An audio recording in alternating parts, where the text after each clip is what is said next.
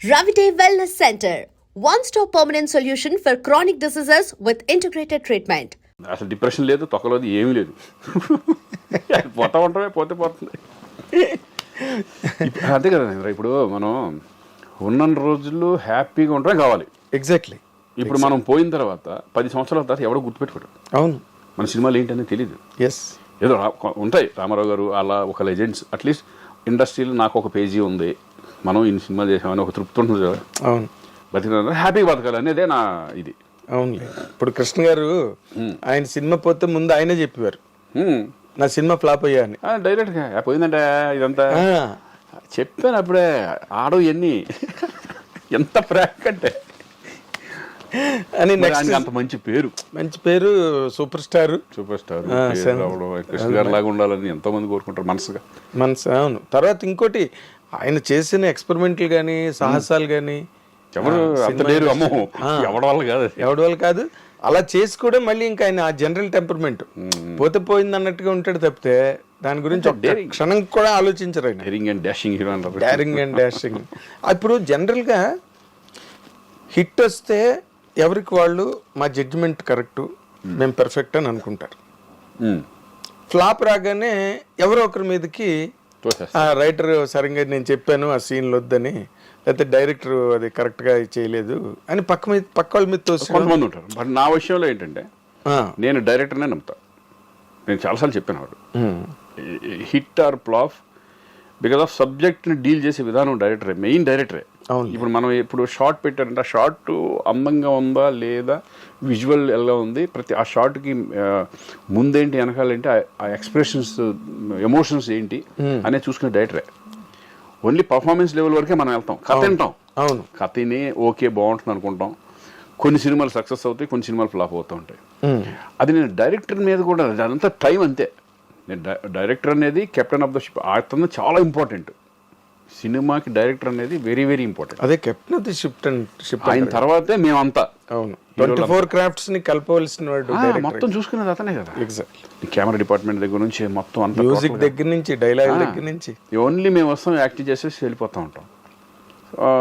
Super hit అయిపోయిందంటే హీరోకి definite పేరు వచ్చేస్తుంది. అంతా డైరెక్ట్గా వస్తుంది. అఫ్ కోర్స్ దానికి వస్తుందిగా. అవును. ఇప్పుడు అప్పుడు మనం చూసాం దాశనారాయణ గారు, రాఘవేంద్ర గారు, వాళ్ళు ఏంటి లెజెండ్స్ అంటే, ఒక విశ్వనాథ్ గారు, ఒక బాపు గారు, వాళ్ళు ఒక డైరెక్టర్ అంటే ఒక వాల్యూస్ని పెంచిన వాళ్ళే కదా వాళ్ళు. అవును. ఇప్పుడు వాళ్ళ దగ్గర చేయాలనే కోరిక ప్రతి ఆర్టిస్ట్గా ఉంటుంది. ఇప్పుడు రాజమౌళి గారి దగ్గర అంత పెద్ద హీరోయిన్ చేయాలంటుందిగా. అవును, 100%. రాజమౌళి గారి దగ్గరికి వెళ్తే ఇంకా అంత ఆయనే. ఇప్పుడు ఇది ఎందుకు అది ఎందుకు నన్ను అడగలవా, ఆయన ఏం చెప్తే చేసి వెళ్ళిపోవడమే, అంతే సింపుల్. అలాగే ప్రతి మేమంతా ఏంటంటే డైరెక్టర్ని ఎక్కువ నమ్ముతాం, డైరెక్టర్ని బట్టే వెళ్ళిపోతాం సినిమా. అదేలే. అంటే నువ్వు జనరల్గా బాగా నమ్మి ఇది బ్రహ్మాండంగా ఆడుతుంది అని, ఇప్పుడు అన్ని కథలు బోల్డ్ వింటుంటారు, అందులో మీకు బాగా మనసుకు హత్తుకునే కథ ఒకటి ఉంటుంది, ఏదో ఆ రైటర్ చెప్పిందో లేకపోతే డైరెక్టర్ అంటే చెప్పేటప్పుడు చాలా మటుకు బాగుంటాయి. ఇప్పుడు చిన్న ఎగ్జాంపుల్ చెప్తాను. అంటే ఒక సినిమా నాకు చెప్పిన విధానం ఎలా ఉంటుందంటే, మన విజువలైజేషన్ ఒక రకంగా ఉంటుంది, నీకు ఎక్కడ కనెక్ట్ అవ్వదంటే మెయిన్ ప్రాబ్లము. కథ విన్నప్పుడు డైరెక్టర్కి మనం కూర్చొని కథ చెప్పేటప్పుడు మనం ఒక విజువలైజేషన్ ఆలోచిస్తాం. అవును. వాళ్ళు చెప్పేటప్పుడు కూడా, సార్ మీరు మౌంట్ రోడ్లో వెళ్తున్నప్పుడు మొత్తం మీరు వెళ్తున్నారు, ఒకటి ఆలోచించుకుంటూ వెళ్తున్నారు, చేతిలో పేపర్లు ఉన్నాయి, మీరు నిరుద్యోగి, మీరు వెళ్ళే టైంలో మీకు అసలు అంత టోటల్ బ్లర్, మీ అంత ఇది ఉంటుంది, కారు సౌండ్లు, హార్న్ సౌండ్లు, ఆ సౌండ్లు ఈ సౌండ్లు వస్తూ ఉంటున్నాయి, మైండ్ నుంచి ఇక్కడి నుంచి పైనుంచి సూర్యుడు పడుతూ ఉంటాడు ఎండలో, సడన్గా కళ్ళు తిరిగి పడిపోతారు సార్. అది తీసుకెళ్ళి మనకు చెప్పేటప్పుడు మనం అలా ఊహించుకుంటాం కదా. అవును. అది తీసుకెళ్ళి జూబ్లీ హిల్స్ ఫుట్పాత్ పక్కన చెట్లు కింద నుంచి నడిపించి అక్కడ పడిపోతే ఎలా ఉంటుంది చెప్పు, మొత్తం ఇంపాక్ట్ జీరో అయిపోతుంది కదా. నేను అది చెప్పేది. అలా ఆ విజువల్స్ దెబ్బతింటా మనకు చెప్పినప్పుడు ఒక రకంగా ఉంటుంది. ప్రొడక్షన్ వాళ్ళు మౌంట్ రోడ్డుకి వెళ్ళి సినిమా చేయలేని పరిస్థితి ఉంటుంది, ఇక్కడ పెట్టేస్తే అయిపోద్ది కదా హాఫ్ డేలో అనుకుంటారు. అవును. అక్కడైతే ట్రాఫిక్ పోలీసులు అవి పెద్ద సెటప్ కదా, మళ్ళీ అక్కడ పెట్టాలి. అది అవి శంకర్ లాంటి వాళ్ళు పెద్ద పెద్ద హీరోలకి అట్లా ఉంటుంది. ఇప్పుడు మన లాంటి వాళ్ళకి ఏమవుతుంది, బడ్జెట్ ప్రాబ్లము, తీసుకెళ్ళి అక్కడ పడేస్తారు, దాని ఇంపాక్ట్ ఉంటుంది సీన్ ఎంత చేసిన. అలా చాలా సినిమాలు నాకు అట్లా జరిగినాయి. అవునా. నో ఇంపాక్ట్, ఊరినే ఏదో ఆ సీన్ ఉంటుంది కానీ ఆ సీన్ ఇప్పుడు నేను చెప్పిన దానికిను ఇప్పుడు ఇక్కడ జూబ్లీస్ మన పక్కన టోటల్ డిఫరెన్స్ కదా, అంతే పోయింది. ఇంకేముంది, సీన్ ఇంపాక్ట్ పోయింది. చాలా సీన్స్ చాలా రకరకాలుగా ఒక హీరోగా నేను ఆలోచించుకునే విజువల్స్ ఒక రకంగా ఉంటాయి. నేనే కాదు, ఎవరు హీరో కథ ఇప్పుడు నేను ఒక కథ చెప్పాను అనుకోండి, ఆ కథలోకి ఆటోమేటిక్గా మీరు ఒక విజువలైజేషన్కి వెళ్ళిపోతారు. అవును, మనదైన ఒక విజువలైజేషన్ ఉంటుంది కదా. ఓ ఇలా చేస్తాడు, ఇలా చేస్తాడు, ఇలా చేస్తాడు, మనం ఇలా చెయ్యాలి, తను ఇలా చెప్తే అని ఒక కాన్సెప్ట్ ఉంటుంది. అది పోయిందంటే ఇంకేం ఉండదు. అవును, అలా చాలా జరిగినాయి. అవునా. ఒక్కోసారి నేటిప్పుడు తారక రాముడు నాకు చెప్పినప్పుడు భలే సబ్జెక్ట్ అది. మన తారక రాముడు నువ్వు సౌందర్య కదా, ఆర్వి ఉదయ్ కుమార్.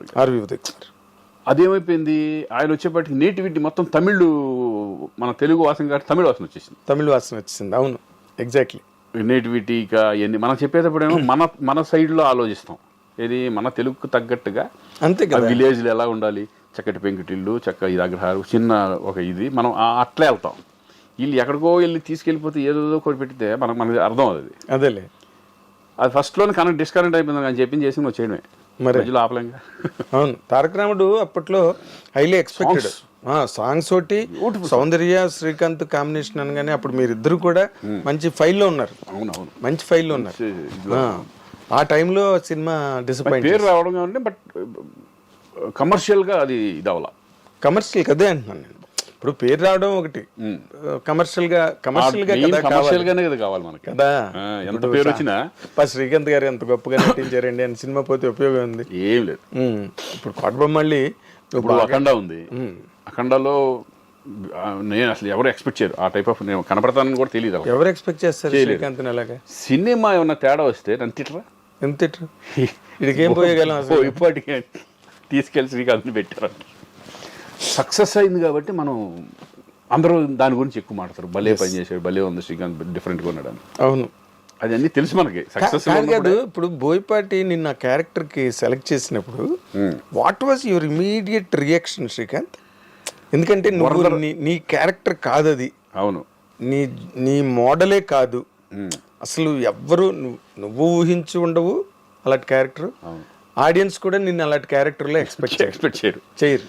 నాకు ఒక్కటే ఏం చెప్పాడంటే, భయ్య ఈ క్యారెక్టర్ని ఎన్నుకోవడానికి నేను కారణం ఆపరేషన్ దుర్యోధన సినిమా అన్నాడు.